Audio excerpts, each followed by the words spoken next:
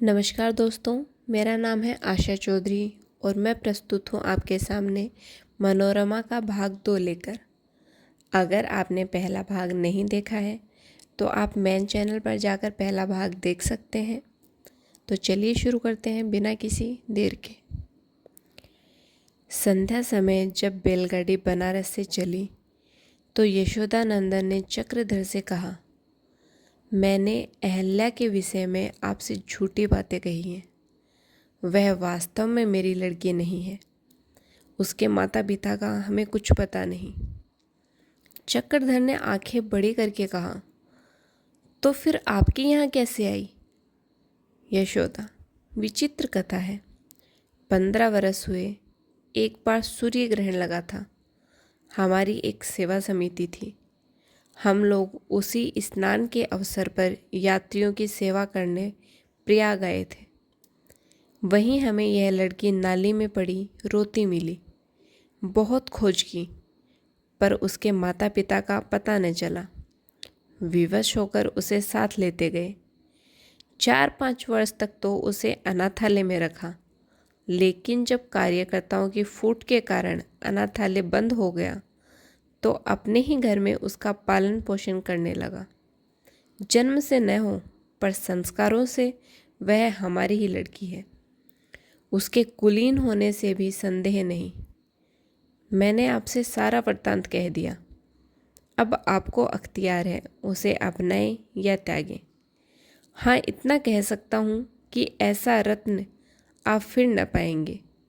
मैं यह जानता हूँ कि आपके पिताजी को यह बात असह्य होगी, पर यह भी जानता हूँ कि वीरात्माएं सत्कार्य के विरोध की परवाह नहीं करती और अंत में उस पर विजय ही पाती हैं।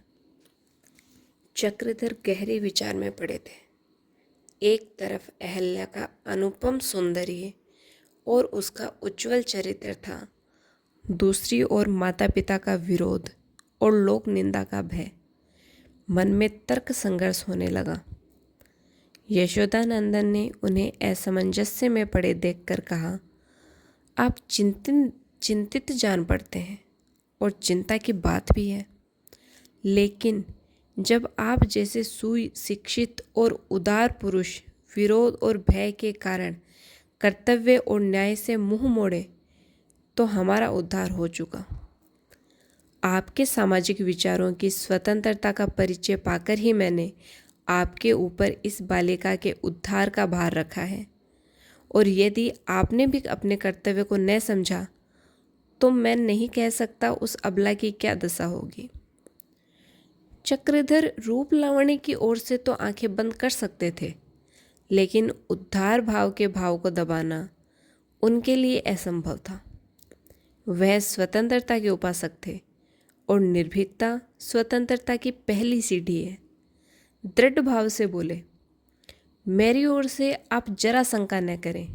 मैं इतना भीरू नहीं हूँ कि ऐसे कार्यों में समाज निंदा से डरूं। माता पिता को प्रसन्न रखना मेरा धर्म है, लेकिन कर्तव्य और न्याय की हत्या करके नहीं। कर्तव्य के सामने माता पिता की इच्छा का मूल्य नहीं है। यशोदा नंदन ने चक्रधर को गले लगाते हुए कहा, भैया, तुमसे ऐसी ही आशा थी। गाड़ी आगरे पहुंची तो दिन निकल आया। मुंशी यशोदा नंदन अभी कूलियों को पुकार ही रहे थे कि उनकी निगाह पुलिस के सिपाहियों पर पड़ी। चारों तरफ पहरा था। उन्होंने आश्चर्य से पूछा, क्यों साहब, आज यह सख्ती क्यों है? थानेदार, आप लोगों ने जो कांटे बोए हैं उन्हीं का फल है। शहर में फसाद हो गया है। इतने में समिति का एक सेवक दौड़ता हुआ आ पहुंचा। यशोदा नंदन ने आगे बढ़कर पूछा, क्यों राधा मोहन, यह क्या मामला हो गया? राधा, जिस दिन आप गए उसी दिन पंजाब से मौलवी दीन मोहम्मद साहब का आगमन हुआ। तभी से मुसलमानों में कुर्बानी की धुन सवार है। इधर हिंदुओं को भी यह जिद है कि चाहे खून की नदी बह जाए पर कुर्बानी न होने पाएगी। दोनों तरफ से तैयारियां हो रही हैं। हम लोग तो समझाकर हार गए। यशोदा नंदन ने पूछा, ख्वाजा मोहम्मद कुछ न बोले। उन्हीं के द्वार पर तो कुर्बानी होने जा रही है, राधा ने कहा। ख्वाजा मोहम्मद के द्वार पर कुर्बानी होगी? इसके पहले या तो मेरी कुर्बानी हो जाएगी या ख्वाजा मोहम्मद की। तांगे वालों को बुलाओ। राधा, बहुत अच्छा हो कि आप इस समय यहीं ठहर जाएं। यशोदा, वाह वाह, शहर में आग लगी हुई है और तुम कहते हो मैं यहीं रह जाऊं। जो औरों पर बीतेगी वही मुझ पर भी बीतेगी, इससे क्या भागना। तुम लोगों ने बड़ी भूल की कि मुझे पहले सूचना न दी। तीनों आदमी तांगे पर बैठकर चले। सड़कों पर जवान चक्कर लगा रहे थे। मुसाफिरों की घड़ियां छीन ली जाती थी। 2-4 आदमी भी साथ न खड़े होने पाते थे। दुकानें सब बंद थी। कुंजड़े भी साग सब्जी बेचते हुए नजर न आते थे। हाँ, गलियों में लोग जमा हो होकर बातें कर रहे थे। कुछ दूर तक तीनों आदमी मौन धारण किए बैठे रहे। चक्रधर संकित होकर इधर उधर ताक रहे थे, लेकिन यशोदानंदन के मुख पर ग्लानि का गहरा चिन्ह दिखाई दे रहा था। जब तांगा ख्वाजा मोहम्मद के मकान के सामने पहुंचा तो हजारों आदमियों का जमाव था। यद्यपि किसी के हाथ में लाठी या डंडे न थे, पर उनके मुख पर जिहाद के जोश से तमतमाए हुए थे। यशोदानंदन को देखते ही कई आदमी उनकी तरफ लपके, लेकिन जब उन्होंने जोर से कहा, मैं तुमसे लड़ने नहीं आया हूँ, कहाँ है मोहम्मद ख्वाजा? मुमकिन हो तो जरा उन्हें बुला लो। लोग हट गए। जरा देर में एक लंबा सा आदमी गाढ़े की अचकन पहने आकर खड़ा हो गया। यही ख्वाजा मोहम्मद थे।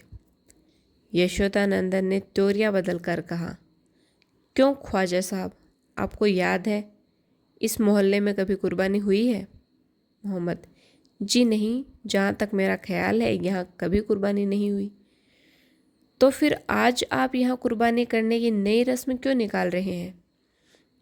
मोहम्मद, इसलिए कि कुर्बानी करना हमारा हक है।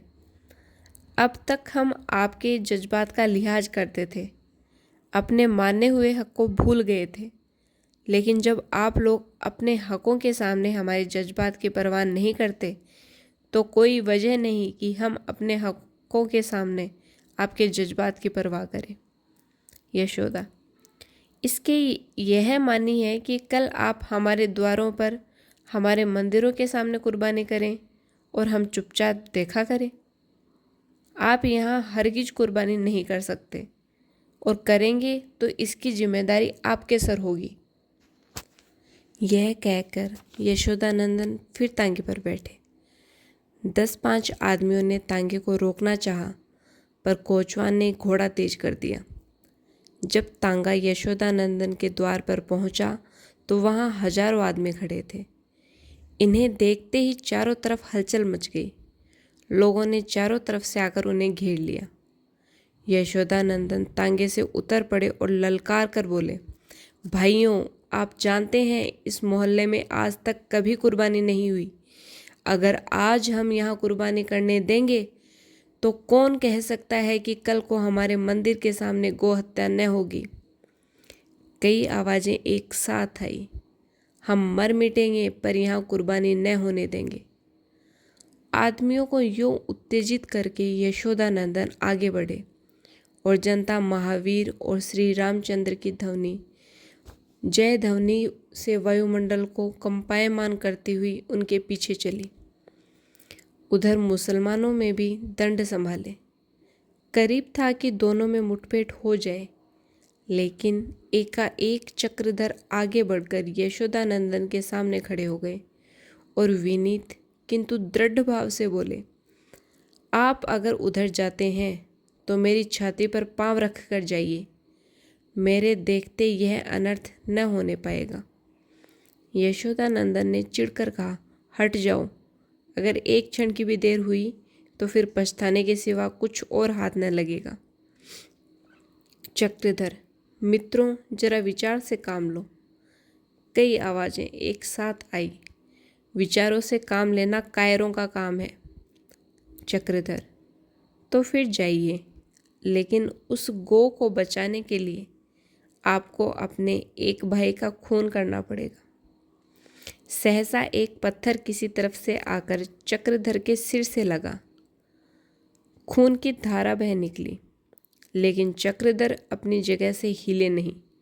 सिर थाम कर बोले, अगर मेरे रक्त से आपकी क्रोधाग्नि शांत होती है तो वह मेरे लिए सौभाग्य की बात है। यशोदानंदन गरज कर बोले, यह कौन पत्थर फेंक रहा है? अगर वह बड़ा वीर है तो क्यों नहीं आगे जाकर अपनी वीरता दिखाए? पीछे खड़ा पत्थर क्यों फेंकता है? एक आवाज, धर्मद्रोहियों को मारना अधर्म नहीं है। यशोदानंदन, जिसे तुम धर्म का द्रोही समझते हो वह तुमसे कहीं सच्चा हिंदू है। सच्चे हिंदू वही हों जो मौके पर बगले झांकने लगें और शहर छोड़कर 2-4 दिन के लिए खिसक जाएं। फिर एक आवाज ने कहा, यशोदानंदन, आप लोग सुन रहे हैं? मैं सच्चा हिंदू नहीं हूँ। मैं मौका पड़ने पर बगले झांकता हूँ और जार बचाने के लिए शहर से भाग जाता हूँ। ऐसा आदमी आपका मंत्री बनने के योग्य नहीं है। आप उस आदमी को मंत्री बनाइए जिस पर आप सच्चा हिंदू समझते हो। यह कहते हुए मुंशी यशोदानंदन घर की तरफ चले। कई आदमियों ने उन्हें रोकना चाहा, लेकिन उन्होंने एक न मानी। उनके जाते ही वहां आपस में तू तू मैं होने लगी।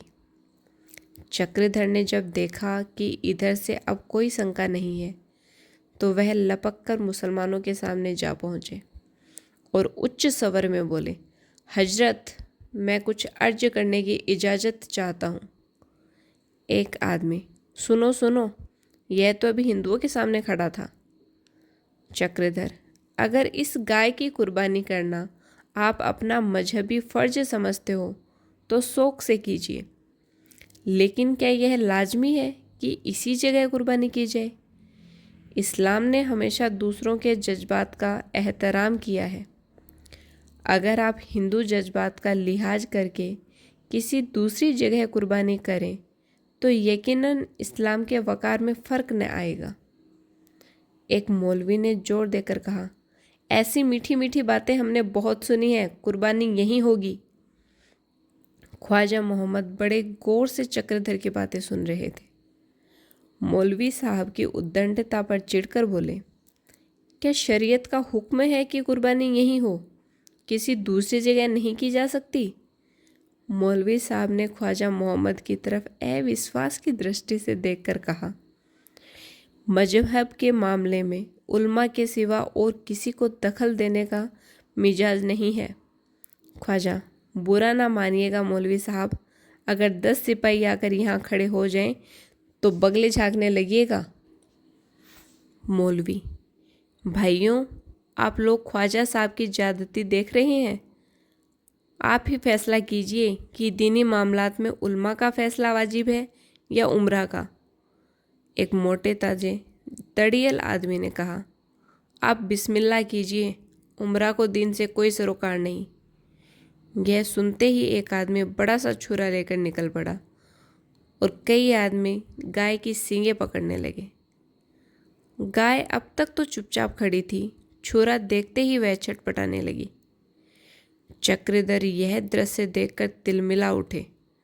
उन्होंने तेजी से लपककर गाय की गर्दन पकड़ ली और बोले, आज आपको इस गौ के साथ एक इंसान की भी कुर्बानी करनी पड़ेगी। सभी आदमी चकित होकर चक्रधर की ओर ताकने लगे। मौलवी ने क्रोध से उन्मत्त होकर कहा, कलाम पाक की कसम, हट जाओ वरना गजब हो जाएगा। चक्रधर, हो जाने दीजिए, खुदा की यही मर्जी है कि आज गाय के साथ मेरी भी कुर्बानी हो। ख्वाजा, कसम खुदा की तुम जैसा दिलेर आदमी नहीं देखा, तुम कलमा क्यों नहीं पढ़ लेते? चक्रधर, मैं एक खुदा का कायल हूँ, वही सारे जहान का खालिक है और मालिक है, फिर और किसका ईमान लाऊं? ख्वाजा, वल्लाह, तब तो तुम सच्चे मुसलमान हो। हमारे साथ खाने पीने से परहेज तो नहीं करते? चक्रधर, जरूर करता हूँ, उसी तरह जैसे किसी ब्राह्मण के साथ खाने से परहेज करता हूँ, अगर वह पाक साफ न हो।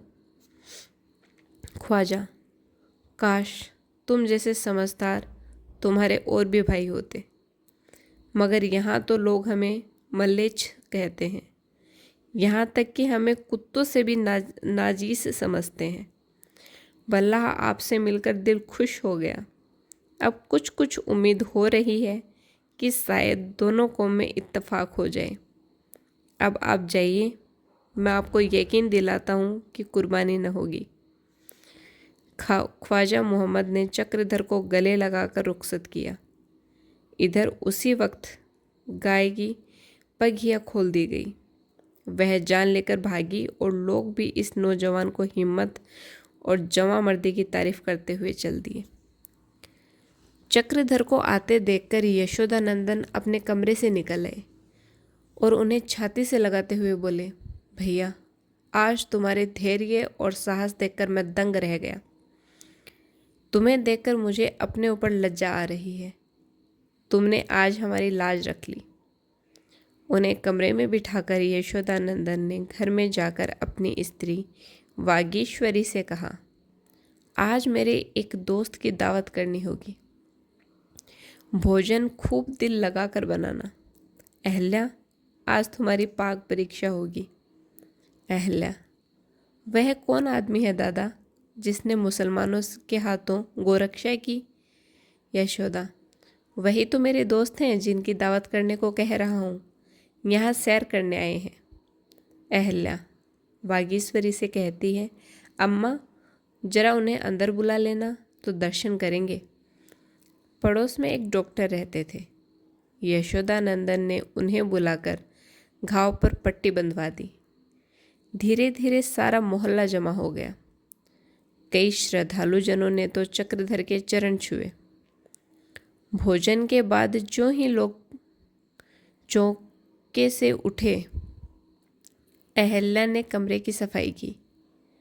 इन कामों से फुर्सत पाकर वह एकांत में बैठकर फूलों की एक माला गूंथने लगी। मन में सोचती थी, न जाने कौन है, स्वभाव कितना सरल है, लजाने में तो औरतों से भी बड़े हुए हैं। खाना खा चुके पर सिर न उठाया। देखने में ब्राह्मण मालूम होते हैं। चेहरा देखकर तो कोई नहीं कह सकता कि वह इतने साहसी होंगे। सहसा वागीश्वरी ने आकर कहा, बेटी, दोनों आदमी आ रहे हैं, साड़ी तो बदल लो। अहल्या ऊँ करके रह गई। हाँ, उसकी छाती में धड़कन होने लगी। एक क्षण में यशोदानंदन जी चक्रधर को लिए हुए कमरे में आए। वागीश्वरी और अहल्या दोनों खड़ी हो गई। यशोदानंदन ने चक्रधर को कालीन पर बैठा दिया और खुद बाहर चले गए। वागीश्वरी पंखा झलने लगी, लेकिन अहल्या मूर्ति की भांति खड़ी रही। चक्रधर ने उड़ती हुई निगाहों से अहल्या को देखा। ऐसा मालूम हुआ मानो कोमल, स्निग्ध एवं सुगंधमय प्रकाश की लहर सी आंखों में समा गई। वागीश्वरी ने मिठाई की तस्तरी सामने रखते हुए कहा, कुछ जलपान कर लो भाई, तुमने कुछ खाया भी तो नहीं। तुम जैसे वीरों को 1.25 सेर से कम न खाना चाहिए। धन्य है वह माता जिसने ऐसे बालक को जन्म दिया। अहल्या, जरा गिलास में पानी तो ला। भैया, जब तुम मुसलमानों के सामने अकेले खड़े थे तो यह ईश्वर से तुम्हारी कुशल मना रही थी। जाने कितनी मनौतियाँ कर डाली। कहा है वह माला जो तूने गुथी थी, वह पहनाती क्यों नहीं? अहल्या ने लजाते हुए कांपते हाथों से माला चक्रधर के गले में डाल दी और आहिस्ता से बोली, क्या सिर में ज़्यादा चोट आई है? चक्रधर, नहीं तो बाबूजी ने ख्वामखा पट्टी बंधवा दी। चक्रधर मिठाइयाँ खाने लगे। इतने में मेहरी ने आकर कहा, बड़ी बहू जी, मेरे लाला को रात में खांसी आ रही है, कोई दवाई दे दो। वागीश्वरी दवा देने चली गई। अहल्या अकेली रह गई तो चक्रधर ने उसकी ओर देखकर कहा, आपको मेरे कारण बड़ा कष्ट हुआ। मैं तो इस उपहार के योग्य न था। यह उपहार नहीं, भक्त की भेंट है। वागीश्वरी ने आकर मुस्कुराते हुए कहा, भैया तुमने तो आधी भी मिठाइयाँ नहीं खाई। क्या इसे देखकर भूख प्यास बंद हो गई? यह मोहिनी है, जरा इसे सचेत रहना। अहल्या, अम्मा तुम बड़े छोटे किसी की लिहाज नहीं करती। चक्रधर यहाँ कोई आधे घंटे बैठे रहे। बागेश्वरी ने उनके घर का सारा वृतांत पूछा। के भाई हैं? कितनी बहनें हैं? पिताजी क्या करते हैं? बहनों का विवाह हुआ या नहीं? चक्रधर का उनके व्यवहार में इतना मात्र स्नेह भरा मालूम होता था, मानो उनसे पुराना परिचय है। 4 बजते बजते ख्वाजा मोहम्मद के आने की खबर पाकर चक्रधर बाहर चले गए। और भी कितने ही आदमी मिलने आए थे। शाम तक उन लोगों से बातचीत होती रही। निश्चय हुआ कि एक पंचायत बनाई जाए और आपस के झगड़े उसी के द्वारा तय हुआ करें। चक्रधर को भी लोगों ने उस पंचायत का एक मेंबर बनाया। रात को जब अहल्या और वागीश्वरी छत पर लेटी तो वागीश्वरी ने पूछा, अहल्या सो गई क्या? नहीं अम्मा, जाग रही हूँ। हाँ, आज तुझे क्यों नींद आएगी? इनसे ब्याह करेगी? तुम्हारे बाबूजी तुमसे मिलाने ही तो इन्हें काशी से लाए हैं। इनके पास और कुछ हो या न हो, हद्दे अवश्य है, और ऐसा हद्दे जो बहुत कम लोगों के हिस्से में आता है। ऐसा स्वामी पाकर तुम्हारा जीवन सफल हो जाएगा। अहल्या ने डबडबाई हुई आंखों से वागेश्वरी को देखा, पर मुंह से कुछ न बोली। कृतज्ञता शब्दों में आकर शिष्टाचार का रूप धारण कर लेती है। उसका मौलिक रूप वही है जो आंखों से बाहर निकलते हुए कांपता और लजाता है। आज के लिए इतना ही। आगे की कहानी के लिए मिलते हैं अगले भाग में, जिसे सुनने के लिए आप चैनल को सब्सक्राइब कर लीजिए। अगर आपको वीडियो पसंद आ रहा हो तो आप वीडियो को लाइक कर सकते हैं, कमेंट करके मुझे ज़रूर बताएं। और अगर नहीं पसंद आता है तो भी मुझे इसमें क्या बदलाव करने चाहिए वह भी आप मुझे कमेंट के माध्यम से ज़रूर बताएं। धन्यवाद।